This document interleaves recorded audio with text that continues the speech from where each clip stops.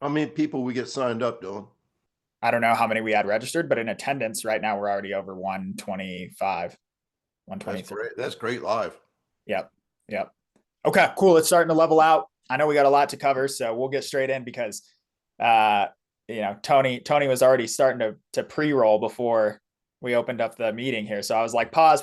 With this is all good content that everybody needs to hear. So Tony, Zach, thanks for jumping on with us today. Always appreciate your time, always appreciate your expertise. I know Tony, I saw you posted on X too, and we feel the same way that this combo of you and Zach, we did a webinar with you guys a couple of months back, and the back and forth between you guys was just gold. And we got a lot of feedback from everybody who attended that webinar and watched the recording that it was like, have those guys back on. That duo is awesome. So thanks for jumping in. I don't think we need to spend too much time on introductions. I think most people know who you guys are, because I think most of the people who registered for this came from people who were already following you guys, but I think they're excited to hear you share. So topic for today is off-season training.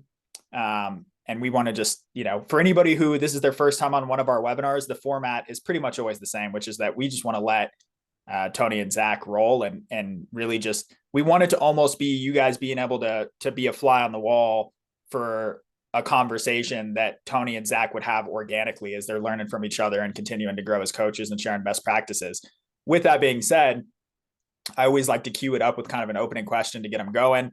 And then please, to the audience, drop questions in the Q&A. That'll really help drive the conversation. So you can start dropping questions that you might have for Tony or Zach whenever you want. And I'll be looking at those questions and trying to get to as many of them as we possibly can. So to kick things off here, the initial question that I wanted to ask that I prepared Tony and Zach for was, what were some of the lessons you learned in 2024 and some of the new things that you're thinking about adopting or changing or improving with your training and your protocols coming into 2025? And Tony started to talk about like a lot of the things that he's thinking about, he's actually learning from Zach. So Tony, I want to let you go first and just kind of lead off on that topic of like any big changes or takeaways from 2024 coming into 2025. Yeah, at the risk of kind of a pivot here, I'd kind of like to get to that second. And I think Zach and I both expressed that when we were sent, like, hey, what new things are you doing? And, like Zach alluded that made him think I think that a lot of the things, I've been coaching 44 years. Zach's been on the point of new stuff. So I think there's much more stuff that we're sure of than what we're experimenting with. And so I love the question. I'd like to ask it to Zach, and then I'll answer it too. Oprah used to ask, "What are you sure of? What are you sure of?" And so, Zach, in your off-season training, what things are you sure of? You threw that pivot in there. I don't know if I'm sure of anything anymore some days, right? But um, I've got something. I'm going to drop a bomb in this thing. I'm going to do it after we get past this point. The things I'm sure of, obviously, we have to have our speed work in.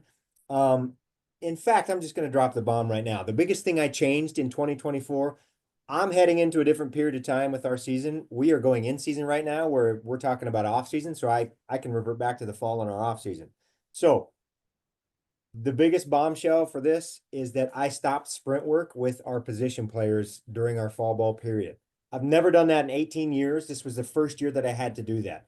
And it kind of goes back to two other points on what I learned or what I changed this year that we can get to. But I found out that our position players just could not handle the stress. And I was doing short sprints. We were timing everything. I've always done it. I've always put it in. It's always been a piece of our program in fall ball in that off-season period. And fall ball for us is a 7 to 8 week period. You've got, 45 practices or some 30 to 45 practices. And so I had to remove it completely. We've got a bunch of thoroughbreds this year. We've got a bunch of fast guys, big, strong, powerful athletes that are pretty CNS dominant, to be honest. How did you know they couldn't handle it? Because of RPE scores, communication, feedback, breakdowns. To be honest, we had guys starting to break down. And we had prepared going into it, but I don't think we had prepared well enough. That's my second point. I didn't prepare them for the demands of the practices. before we went into it. Now, this is my, like I said, my second point. We talked on this a lot at TFC, and you know, I know you're not a big fan of tempo runs, but I've got to build a foundation of volume under my guys because they're going to go into practices and have 5 to 7, sometimes 9,000 plus yards of movement of slow, medium, and high intensity running in a practice. And if I'm only doing 3 to 5, you know, 10-yard flies, that's not preparing them for the demands of the sport. I didn't do that over the summer and the fall, early period, to prepare them for what they were going to face when they rolled into practice. And I think that hurt our situation a little bit. So that was the second thing that I kind of learned or will change in my next off season is I've got to do a better job early in the fall of preparing them for what they're going to see. But based on our GPS, they get high intensity sprint work, high intensity speed work in practice. And so that's why I was comfortable pulling it out, to be honest. That makes a lot of sense because I know like sprint-based football teams, yes, they sprint train during the season, but through GPS, they have proof that guys have hit the speeds that they need to hit to Right. maintain speed. And so there may be half of the football team that has not hit those speeds and they need some exposure. Right. Whereas you're saying now you're saying position players. Yeah. Now what guys are still sprinting? Well, so we'll still sprint the pitchers. The pitchers still sprint, and they are currently still sprinting as we go into our preseason. We started practices a week ago. Position players, we'll pull back on them for the 4 weeks that are our preseason essentially. And then once we get into games, then we'll start adding in microdosing sprint work in for the guys that don't get that stimulus in a game, right? If they get the stimulus in a game, then you don't need to add more sprint work to them because they're getting a ton of it already. And so the guys that ride the pine and don't play, those guys will get some additional microdose speed work throughout the week. Now, what I found too is that this team is like I said, they're thoroughbreds. We have some fast athletes. They're fast, powerful, and strong CNS guys. I've had teams that are plow horses in the past. We don't have the speed. We don't have the athletic talents, so to speak. And I've been able to run the speed work with no problems and never really had to worry about it, right? As we went throughout fall ball and some of our preseason stuff. Never had any issues, but this year and 2 years ago, we had really, really fast teams. And so we'd start getting some aggravation. Guys would start complaining as my hamstrings are getting really sore. I don't know if I want to do the speed stuff today because I am very open and I communicate with my athletes a ton. And I tell them before speed work, I say, listen, if there's a problem, if there's a concern, you need to tell me. We're going to run our first run at 90 to 95%. If you feel good, you let it ramp up and you touch 100 if you feel like it. If you don't, we'll stay at 90, 95% for the rest of your reps and live to see another day. If you have an issue, you need to come see me. We are super open because I don't ever want an issue. I don't ever want an injury because of training. And so we let our guys auto-regulate themselves for the most part. Health is your number one concern. 100%. I need those. 100%. And I actually tell our coaching staff what you've said forever, and maybe I've changed it, but going into your first game, 90% prepared, but 100% healthy is way better than going into it 100% prepared, but you only have 90% of your athletes or 80% or whatever the number you use is, because the 3 guys you might have lost might have been 3 All-Americans that changed the complete course of your season. And you also said that it is the twitchy high CNS guys that you need to be the most careful with. I know that's what I've learned, that that generic kids don't need as much concern in terms of injury and so forth. For sure, if I was training a 7-year-old, I would not be afraid of sprint exposure. I would let a 7-year-old sprint as much as they wanted. I mean, every day, twice All day, every day. every day. But once a guy becomes elite, and we don't get that many of them, you get some, I get 3 or 4 every year that are fairly elite. And those are the guys I need to be most careful of in terms of dosage and exposure.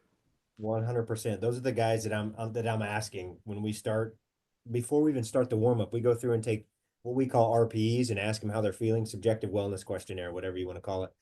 And those are the guys I'm going to and saying, you know, how's your legs feeling today? Soreness here, there. What do you think about doing speed work with the team today?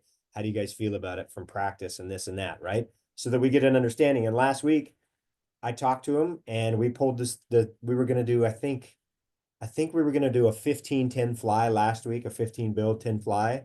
And I pulled it out during the warm up. I said, no, position's not doing this. We're going to do pitchers. Position will go in and get their lift, and we're done. And I got an interesting email from a softball coach that wanted to, start speed training their girls a little bit instead of just conditioning them. And they said, but doesn't the pitcher need tons of aerobic work? And my question to you is, why did pitchers run poles? I mean, I'll tell you a story from the past when took the job at TCU. And I said, we're not going to run a bunch of this long distance stuff that they did, and at the time they said, well, we're known for developing pitchers. Why would we let you come in and do anything like that? And so I asked the coach, I just went to 5 questions, 5 whys. Why are you running pitchers? Why are you running pitchers? And just kept getting to the bottom of things. And eventually it came to the pitching coach was also our third base coach and hitting coach. And he did everything on the field. And he's like, to be honest, I just need them doing something while I'm doing base running or doing defense or the hitting stuff. I need them doing something. I can't have them standing around. And so the why was I just need them doing busy work. And this is easy busy work for me. So then I said, okay, well, this was 18 years ago. I said, let me take them and I'll start doing movement circuits and, we can start microdosing in rotator cuff or speed work or whatever it is. But it was finding the why to why they were doing it. And there was no reason.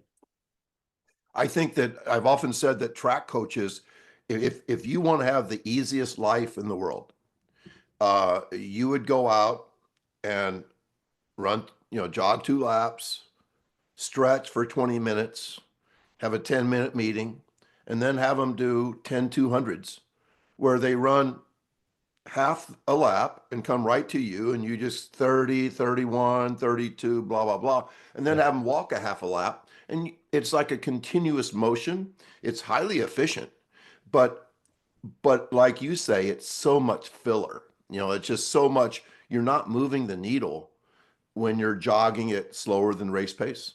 Yeah. And so we actually, one of my former assistants here, one of my best friends, um, he is no longer a strength coach at the university level, but he's working with some high school kids and he's took over a track program. And so he sent the group text out that said, hey, I've got these sprinters, I'm working with at this local high school. They're going to let me train these sprinters. How should I train these guys? And the only thing I said was, you need to feed the cats. And he's like, exactly what I thought. Right. Right. It's efficient in the other way, Yeah. because the practices aren't forever. You And get kids in, love get it. out. I ran track when I was in high school. I would have given anything to have been on a program like that because I was in the traditional, we're going to run 7 quarters and 4 300s today, right? In 85% of your best time or something like that. And it was so hard and so impossible to do. And I look back and I was like, man, if I had just done real sprint work, what could have been? I'm the same way. I mean, I was on high school record relay teams. I almost broke 50 in the 400, but looking back, I was never timed in a short sprint in middle school, high school, or college. Not one time did we ever run short sprints at max velocity with spikes on, ever, ever, ever, ever. And so when you get down to the why, I think there's a lot of copycat stuff going on too.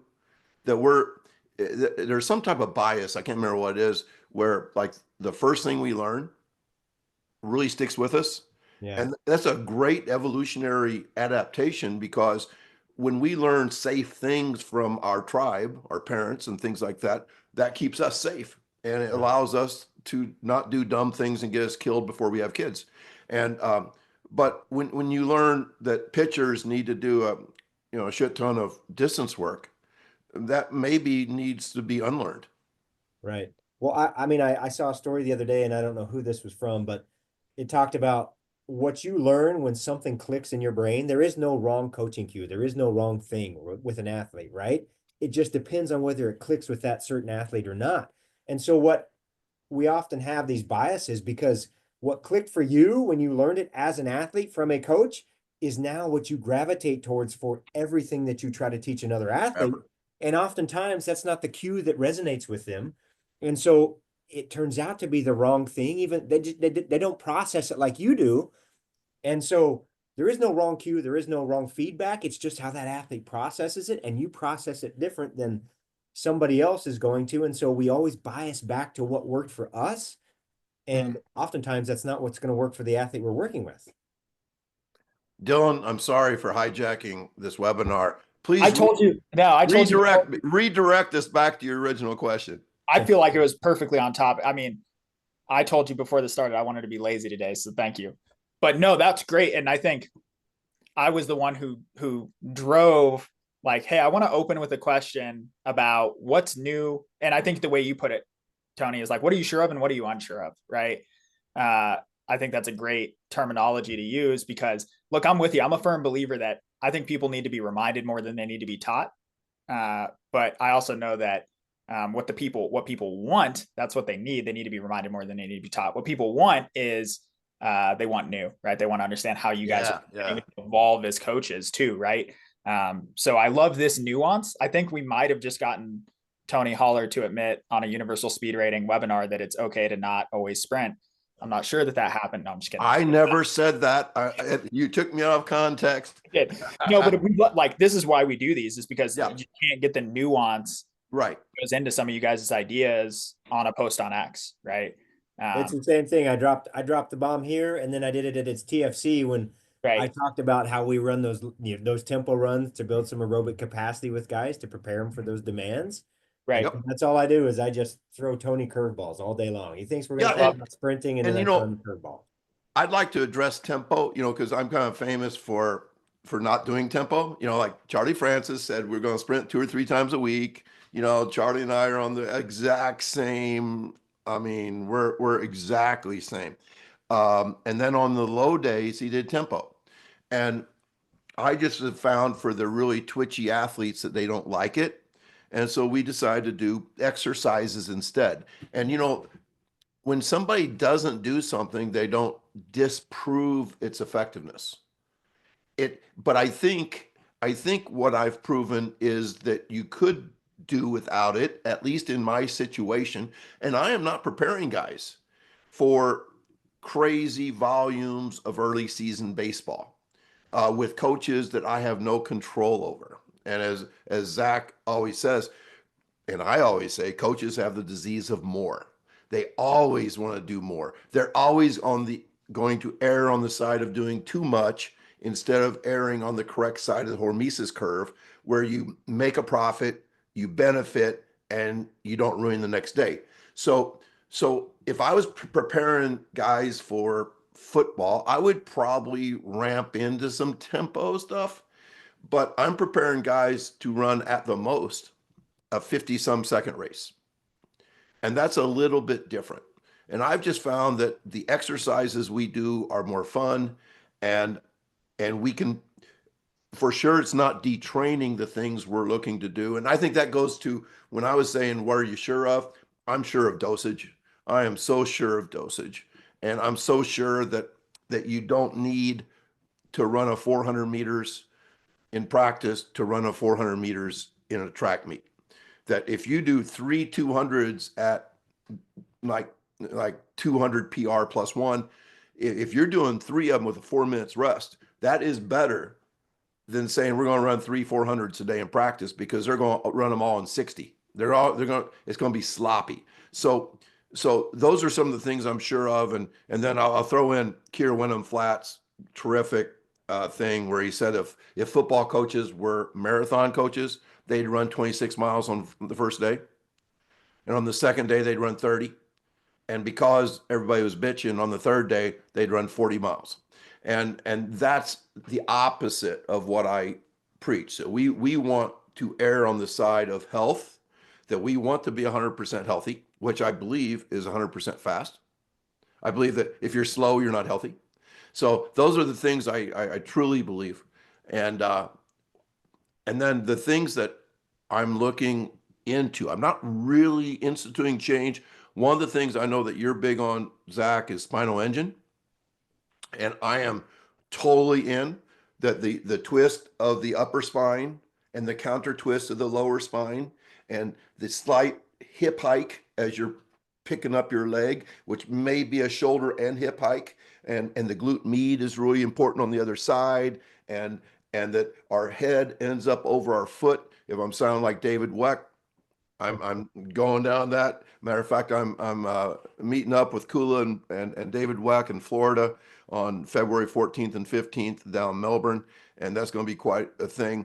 But the thing, okay, I can be sure of that, but I'm not sure how to get it better.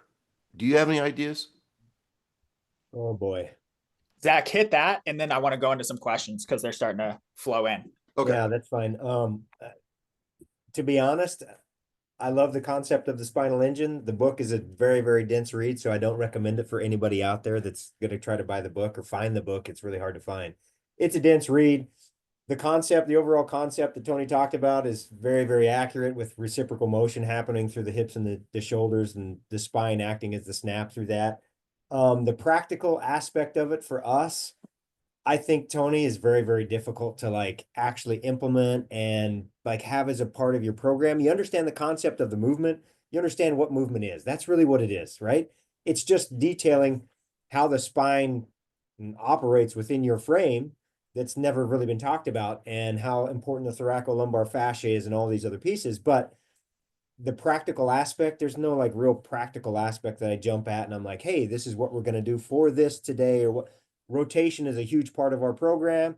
You know, pelvic stability, motor control, all of those pieces are, you know, like big parts of our program, especially with our developmental athletes. But, you know, I don't have like specific things that this is my spinal engine series or anything like Yeah, that. We move the I spine. don't either. Yeah, I don't. That's why I'm asking. it's just it's just a big foundational movement concept, and we're gonna move the body the way the body moves.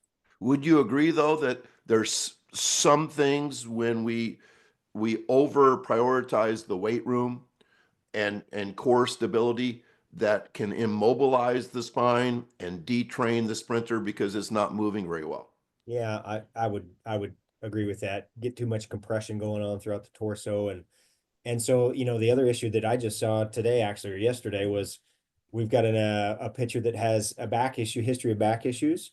And so we started looking at the spine, and easy find. Your spine tightens up, becomes rigid because it has to, it doesn't want to create movement around an injury. When you have pain, everything's going to lock up around it. And so, um, I've got a kid that locked up. His velocity's been down 3 or 4 miles an hour since he got back from Christmas break, and he's been having some issues go on. And so we've got to get back to getting the barbell off of him and moving his spine around a whole bunch and kind of loosening him up.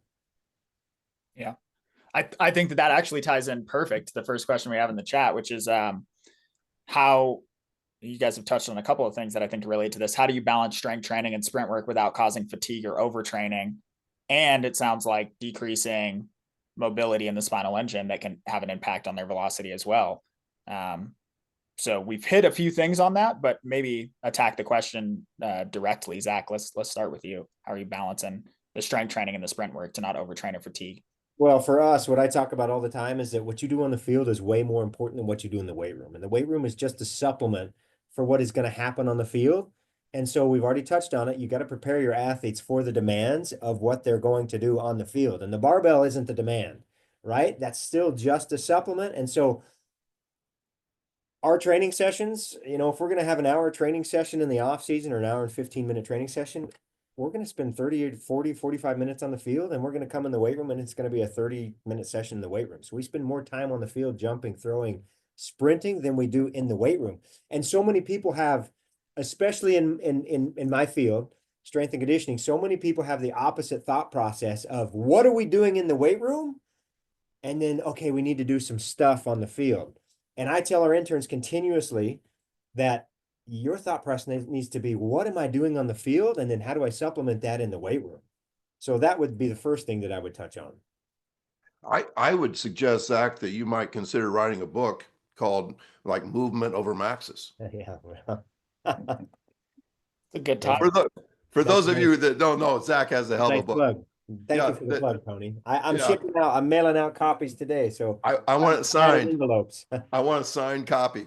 But that's truly the priority is movement over maxes. And what I tell people is in the weight room, never interfere with speed, which really means, remember, I say that speed and health is the same thing. Don't do anything in the weight room that interferes with health. So if you go and do some really dumb stuff on Monday, and you have like a squatter's flu for 3 days, that's interfering with speed training.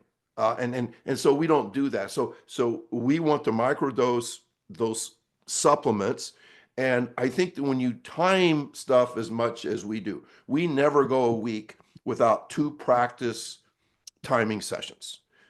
Twice a week, we like today, we're doing 2 20-yard flies and a 40-yard fly. That's what we're doing. And when we time stuff, we learn stuff. If somebody's 2 miles an hour slow, it's like, what in the hell? And almost always they talk about the weight room. And I don't say no. I just say, let's learn. Let's learn from our mistakes that if you are 2 miles an hour slow today, this training session has not helped you. We've given you some exposure or something, but we're not getting faster by running slow. So I really think that timing stuff, and Zach also mentioned that if they have an hour, they're going to do the first half on movement and the second half in the weight room, and I believe that too. Love it. Okay, cool. So the questions are starting to get into some more, I think, tangible application here, which is great. This one's kind of a two-parter. What is the best warm up to do for any day from capacity, acceleration, and then speed days? Tony, I know you got something there. It wasn't my atomic speed workout was not meant to be that, but it has become that. It's interesting. My hurdle coach is so young that he's still playing college football, and he came to me yesterday and said, "You won't believe this, but before our football weightlifting session, our coach did the atomic speed workout, and which is mine." And he says, "By the way, I'm on the guy's staff that created that workout." And the workout is stupid simple. It's just 10 speed drills and 2 time sprints. And if there's just a couple guys, you can get done in 15 minutes and there's 60 seconds of work. But man, it has become, I know a really good girls basketball program in Minnesota that's doing the atomic speed workout at their shoot around before games. Mm-hmm. And and they're also doing the RPR, and so many of the things that I've learned in the last 10 years are really being adopted everywhere. The thing you don't want to do in a warm up is to do too much, like 40 minutes of, run your batteries down to 30% or something, and then go into a game or go into a practice. You should never be seeking fatigue in warm ups, in my opinion. Yeah.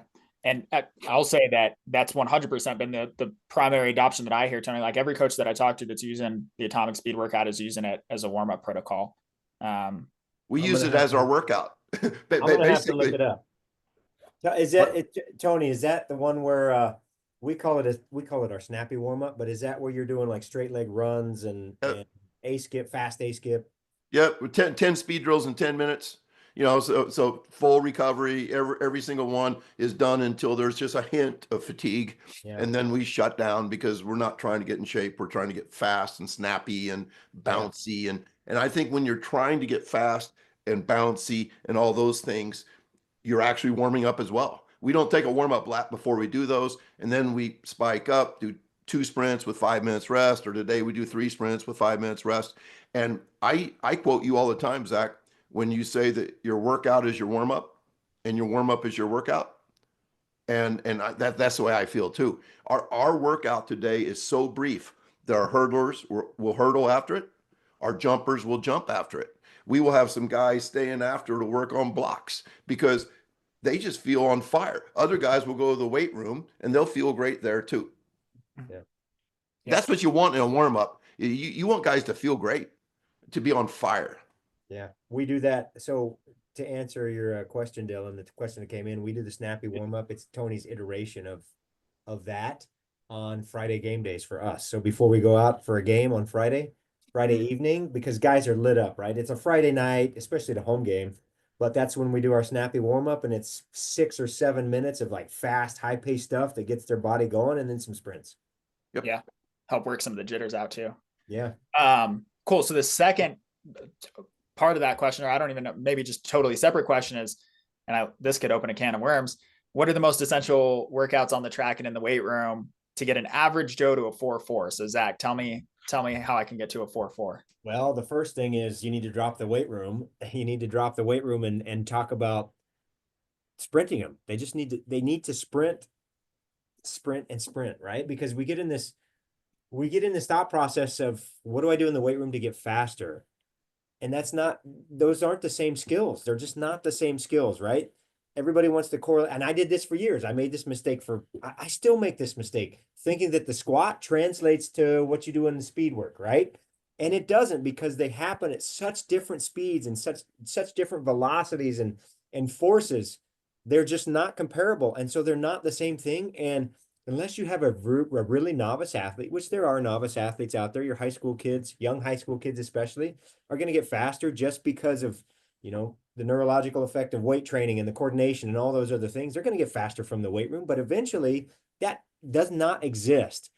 And so the thought process of I need to get stronger to get faster. No, get out and sprint and sprint and sprint and sprint and time your sprints with intent, or so that you can create intent in them. And I guarantee you'll get faster. I like to address the thing about average Joes. Average Joes will not run 4.4. We all have a genetic ceiling, and our sprint training is really meant to get a guy as close as possible to his sprint ceiling. And we don't know where that is, and it's different for everybody. I have a senior right now that one of those kids that was running 18 miles an hour as a freshman, and he's running 23 now. But those are the people I brag about. But that's atypical. That's atypical. He went from 5'1" to 4'4". I mean, that is not normal. And yeah, you need to brag about those things. And we all run a propaganda machine, so to speak. We want to tell people how good our training is. We may get a kid come in running 20 miles an hour that leaves running 20 miles an hour because his genetics caused him to get thick and gain 30 pounds in places that does not make you faster.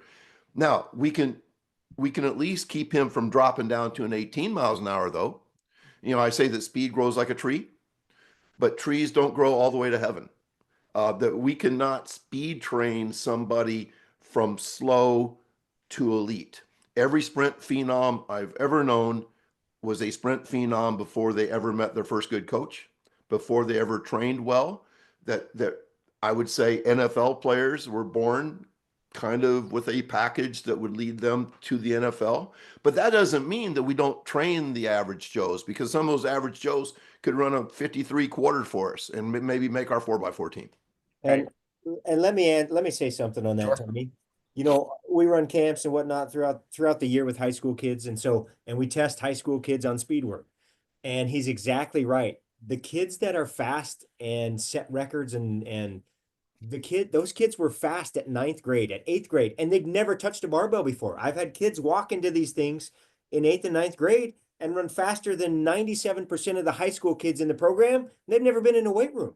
And so it's not the weight room that's providing that. It's the fact that they have this powerful CNS, and mom and dad provided that for them.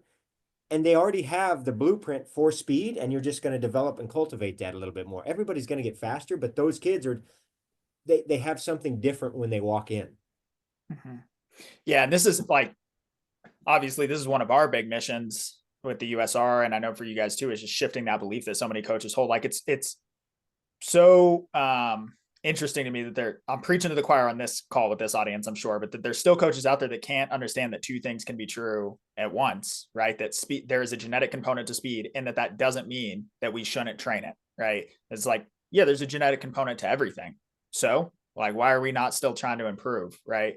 Right. Yeah. So I'm glad that came up. Okay. This next one should be quick. It's from Kurt.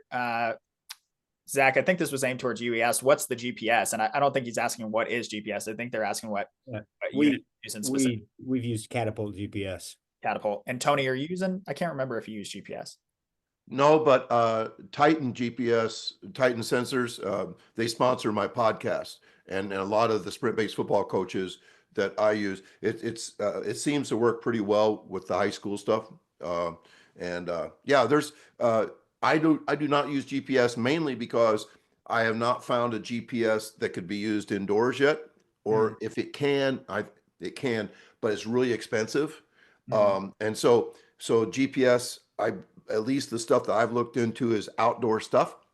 And that cuts down our usage to about 8 weeks because we're only outdoors and track for about 7 or 8 weeks. Mm-hmm. Yep. Cool. That was an easy one. And on topic of indoor outdoor, Logan asked, living and training up north, how would you best get your speed work indoors when you only have 25, maybe 30 yards, and that's all that you have available? They said that they do have a curved treadmill, but only one. So just if you're limited in space, and this is something that we, as I talk to private performance coaches, obviously a problem that they have a lot if they're not in a warm climate. It's just limited space and how you can still get the most efficiency out of your training for speed in that capacity. Well, we're forced to always do the next best thing. Mm-hmm. And the next best thing might be a 5 into a 10. That's not what I choose, because I do have space. I don't have that constraint. So we do unlimited into our flies. When I say unlimited for our long flies, our 40-yard fly, we are limited to about 25 yards. So it's not truly unlimited. We're just doing the best we can, and we're getting really good data from everybody doing it the same way, basically. But we want to be unlimited because we like to get to top speed. But if you only have 5 into 10, I think that if you get faster with 5 into 10, you're going to get faster with max speed as well. The intent is there. I really, many Feed the Cats teams have 1 or even 2 long runways that weigh about 1,000 pounds apiece. And they roll those out and they go into their longest hallway and they sprint on those runways with spikes and they time. And one school in South Dakota that rewrote their record books using a Feed the Cats program, they actually put down a track-like surface wall to wall in their long hallway. And the last thing is that there are some really nice high-speed sprint treadmills out there now. Shred Mill by Tony Villani. People all over the place are getting one of those just to get some exposure to some really high CNS stuff. And then the other one's Uberzati. And that's the clinic I'm speaking at in February, the Uberzati clinic in Melbourne, not Australia, Melbourne, Florida. Mm-hmm. Yeah, 100%. Both great products too. Yeah, I agree. Zach, anything that you would add there? Same thing. Use what you have for space. I'd be doing a 5-10 and a 10-10 all day long. And, my snappy warm up, whatever Tony calls that iteration that I use of his, I would be doing that stuff and jumps all day long. Yeah. Jumps are really underrated. I don't think, Zach said that weights are supplemental. I don't think jumps are supplemental. I think there's a direct impact. If you find some random PE kid dunking a ball with 2 hands, he needs to be out for track and running on your 4x1 team. Now, if you find the guy that is cleaning 225 in a PE class, he's probably a good football player or something, but he's not necessarily fast. So I think that jumping has a direct impact on speed. Yeah, I was going to ask how much of your atomic workout requires, how many of those movements require more than 25, 30 yards? None. Yeah, I'd be hammering that thing all day long. Yeah. And we encounter the same thing on the private side with the space constraints. Is like, ultimately, philosophically, there's just a decision point as a coach to make, right? It's like, are we going to do what we can with what we've got, get out to max velocity distances when we can get out there and the weather permits? And in the meantime, we're working acceleration. We're making our guys bouncy and snappy. Like, right. Are we going to work with what we have, or are we not going to do it at all? Because you never ever default. You Right. never default to, we can't sprint, so we'll run 20 laps around the school. Right. And you also need to be open-minded in terms of running in a parking lot or on a sidewalk. Chris Corfus has trained multiple NFL players, including Darnell Mooney for the Falcons and David Montgomery for the Lions, and they sprint in their road. And they're not wearing spikes because you can't wear spikes on asphalt. And he is timing and their max speeds sprinting and stuff, and no, they're not getting stress fractures of their shins because we're not running 1,000 of them. We're getting time 2 or 3 times. Right. Yeah, and it ties into the data piece too. I'll say one more thing on this topic, and then we'll move on to the next question, which is not just within the training protocols, but also we run into this with data capture. Is like, well, we can't run a fly 10, a 30 build fly 10 3 times a week, so there's no point in us collecting any analytics. It's like, well, Mhm. some analytics, some data is better than none, right? Get out there and do it when you can. If it's once a month, it's once a month. Like having some metrics for you to be able to work off of and be informed, it's better than none, right? So yeah, I agree. Get what you can get. Okay, cool. Next question. The question after that was basically the same one around space constraints. So I'm going to go ahead and check that off. Next question is, how often should we train max velocity short sprints? Once a week, twice a week? We do minimum of 2, and we're willing to do 3. And when we do it, we typically do a minimum of 2 sprints. 3, I think, is the sweet spot. I've never say no to a 4th or 5th. Some guys actually run their fastest on their 4th or 5th, which tells them that they need to sprint to warm up. That I say you must sprint before you sprint. So we do that, and I'm a little different. I know some really smart people say, oh, we have a speed day. Oh, we have an acceleration day. Every time we time a sprint, we are in pairs. So we're racing, which is really important. Racing is really important. And we have like a basically we're running a race that we're just timing the last segment. So I would argue that we work on acceleration every time we sprint. So we do not have 2 different types of days, like max V and acceleration. A max V day is an acceleration day. Yeah, we're gonna do 2 times a week as well. I used to do 3 times. I'm much happier with 2 times a week, kind of lessening the high intensity stimulus because we do so much elsewhere. We're not simply weight room athletes. And so we time 1 time a week, and the other day is usually something competitive that's going to be ground based or resisted towing. So I'm the guy that's doing more top end and acceleration days, somewhat separate. Yeah. Love it. Nothing Okay. wrong with that. What was that, Tony? I say nothing wrong with that either. Once again, like, if Zach does tempo and acceleration days, it's not like, oh, we can't talk, or like he's in a different silo than me.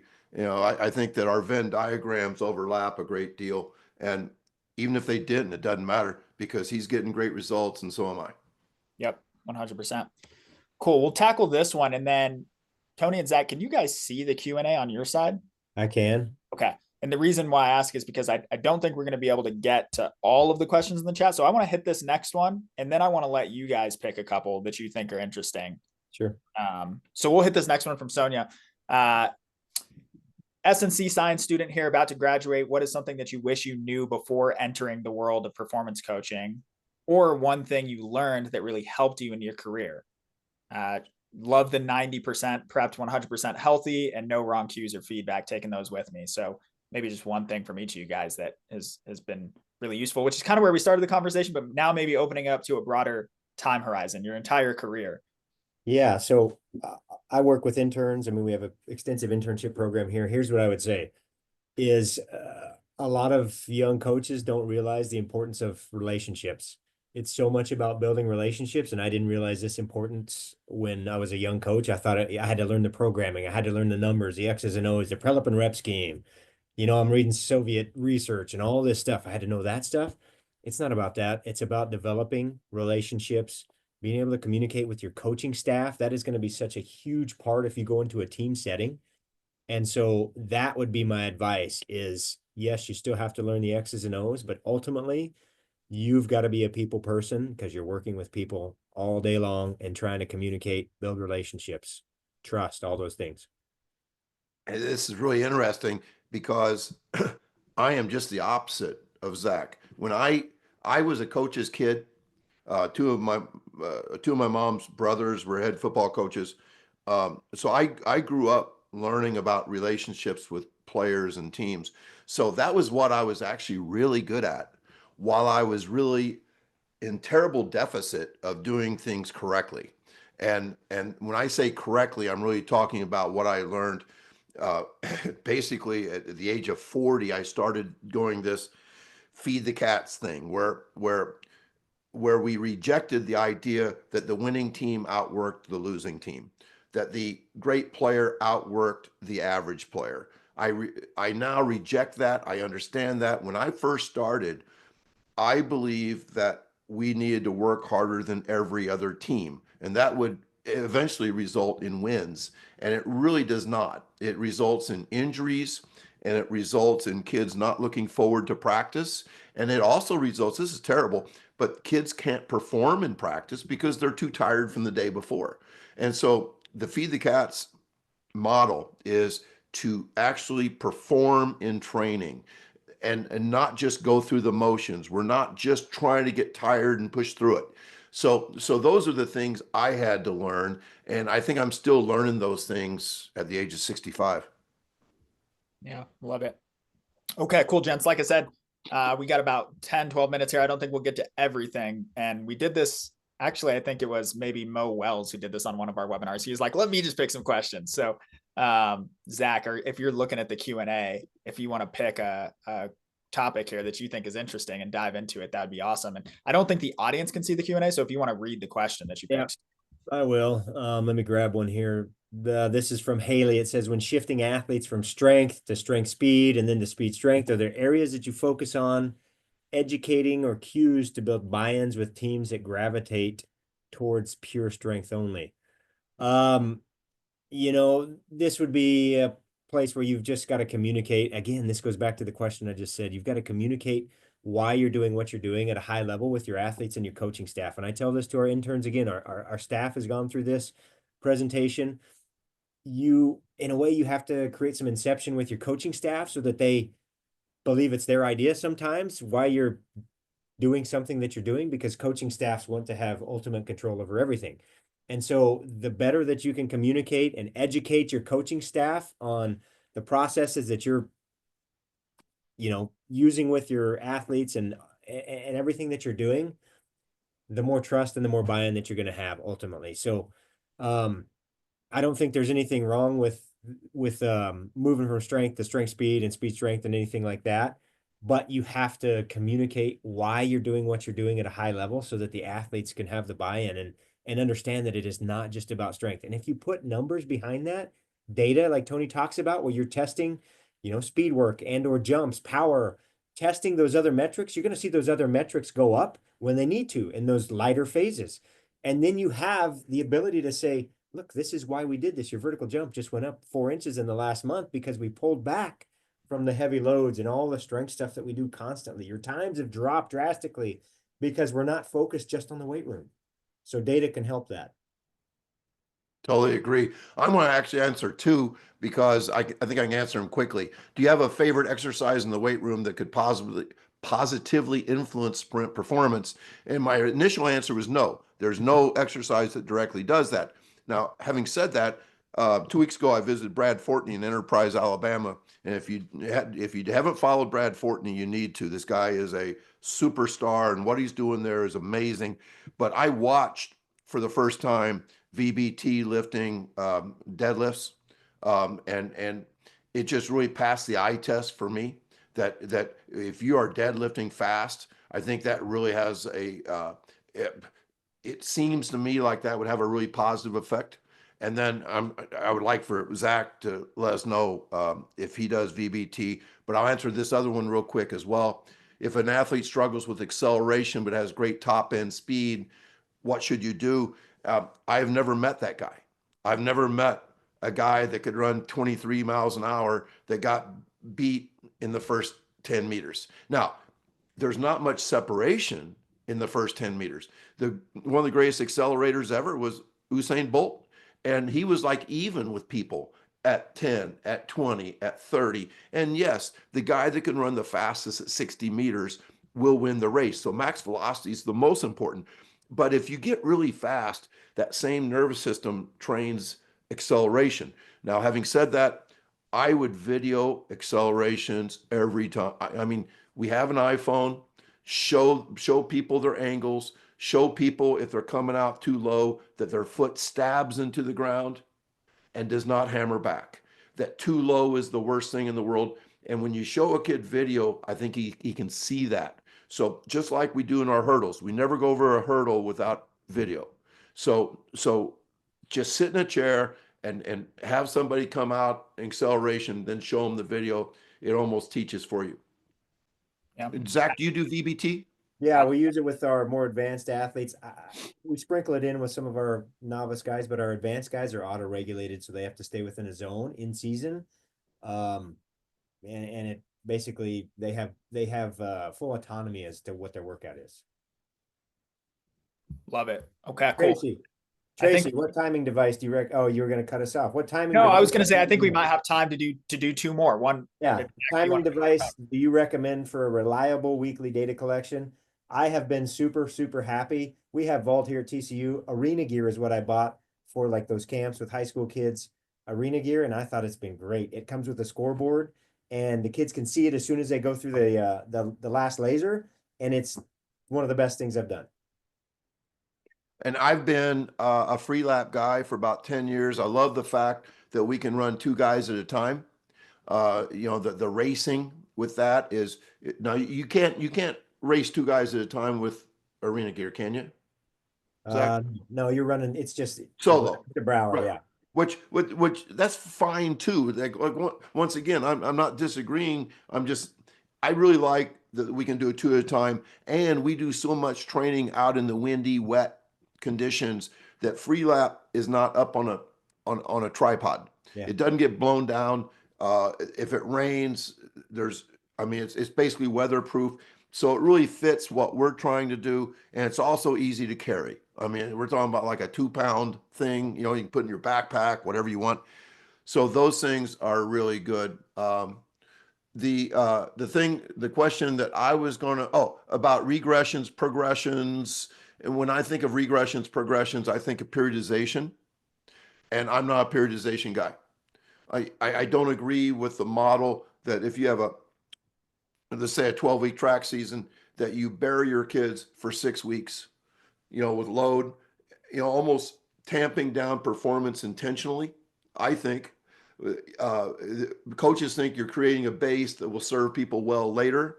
But I do not go high loads early, low performance. No, we perform all year. And so people ask if we taper before the state meet. I'm like, we taper every meet. I mean, we want to perform in practice. We want to perform in meets. And people say, can't you be too fast too early? And I say, hell no. If you're healthy, let's get fast today and tomorrow and next week and next month and in 2 months. And we're going to play the long game of creating a base of speed and explosiveness, which is like sprint and jumping. And I think even if you don't get into the weight room, those things make you stronger as well. And let me answer that real quick. Dante's question: regressions and progressions. This is one of my three that I was going to talk about. The ramp up when you first get an athlete. Tony goes. You start sprinting first day. I always was like, how the hell does he do this? Because if I did that with my guys, 3 hamstrings, right? So this year, in the past, I've always done buildups. We do buildups from 20 to 50 yards over the course of 3 or 4 weeks in our foundation program, movement over maxes essentially with our incoming guys. And then after we've gotten that 4 week progression out of the way, then I'm free to start doing flies. And we'll usually start at 20 or 30 build into a 10-yard fly. This year I didn't do that. We eliminated that and we started from a 5-10 and just started working our way up and timed them over the course of 4 weeks out to 20 or 30, a 30-10. And so we just got on the ground and started running and it worked great. So 2 different ways to skin the cat, but that's one of the things I changed this year was that we started sprinting the first week that those guys stepped on campus, albeit short distances, instead of going through a 4 week build-up progression. And you guys actually have the gift of time. There's some track programs around here that are not in Illinois, but in some states they're 9 weeks long. And if you have a 5 week ramp in, you're leaving a lot on the table. I'm just saying. And I think the thing that you talked about in Dallas that was so important, and I quote you all the time on all kinds of things, but the whole idea that most injuries are load based, that the volume of your work created the problem. It may not create the problem that day, it may create it the next day. It may be that your body is weak enough that it can't stabilize that ankle and you sprain an ankle or something. But I think it's load based. So I have not found that high velocity on day one injures guys. I do think that if you do too much, then velocity may injure you. Yeah. All right, gents, we could keep going all day, but I know there's a couple of things that we want to announce from you guys. And also I want to make sure we get you out of here on time. I know your time's valuable. So let me reshare my screen here.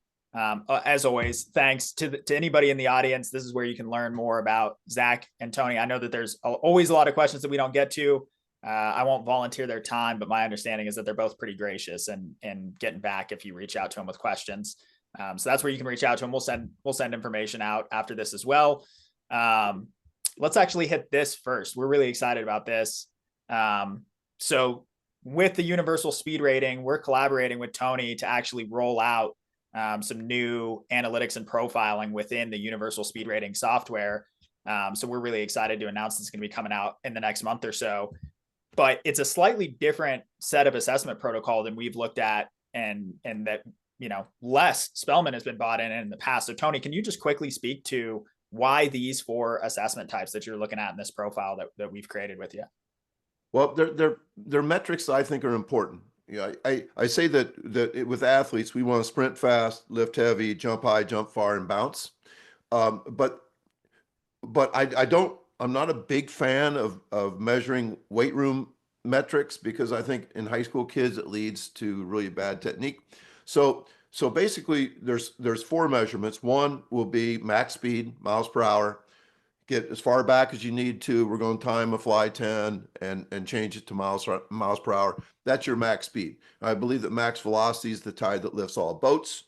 And I believe that max velocity, as Les would say, or speed is global. That as you get faster, you get better at curved runs, agility, all types of things. It's the most important thing. And then the second is acceleration. And the way we measure it will be a 15 into a 10. 2 reasons. One is on a track, the first hurdle, boys hurdle, is 15 yards from the starting line, and the second hurdle is 10 yards further. So there's easy marks on a track. And I don't love 5 into a 10. I definitely don't love 10s, because I think you rush acceleration, and we want to be long and strong. We want to really focus on as many pushes as we can get. You know, like bad sprinters have maybe 1 or 2 pushes. Great sprinters can push 5, 6, 7, 8 times before they get up to that really high speed. So we are going to accelerate for 15 into a 10. Obviously, that will not be as fast as your max velocity. So it's a different metric. That is our acceleration metric. And then the third one is vertical jump. That's the jump high. And the last one is is the standing long jump. And you can, I think for less than $100, you can get one of those mats from Amazon where guys are going to be able to stick the landing and not slide and things like that. And it's measured for you. So those are the 4 metrics, and people can add those things in. Athletes can add it in, and then see how you're doing with other athletes that are in this Feed the Cats subgroup. Yeah, love it. I know we've been super excited to collaborate with that. And I should say real quick, because we're talking about that, if you're interested in learning more about the universal speed rating, what we're doing with analytics, if you're a private performance business or private performance coach, we've got the Speed Lab partnership where we're working with private performance coaches. If you're a team sport coach in a school or a club, we've got the USR Teams partnership, which we actually just rolled out very recently, and we're just starting to ramp things up there. So if you're a team sport coach or a private coach and you're interested in learning more about how you can work with us, reach out and get more information. And then lastly, Zach, anything that you want to talk about, man, that you've got coming up? I know we mentioned your book. Anything that you want to put on people's radar, please do. Man, I tell you, I'm chasing my kids around too much to be writing stuff. I'm trying, but there's too much stuff going on that You got animals too, right, Zach? Don't you have animals? Yeah, we've got, my wife's a vet, so we've got longhorns and goats, and who knows what she'll bring home next. Cats and dogs and chickens and everything. So I love it. Who knows? Yeah, cool. Well, people can reach out to you and ask you questions and dive into your experience and your knowledge. We always appreciate you sharing your time with us. So, all right, I appreciate everybody. I know we're 1 minute over. Zach, Tony, thanks so much again for bringing your time and sharing your experience. And yeah, thanks everybody for coming. That's all. Thanks, Dylan. Bye, guys.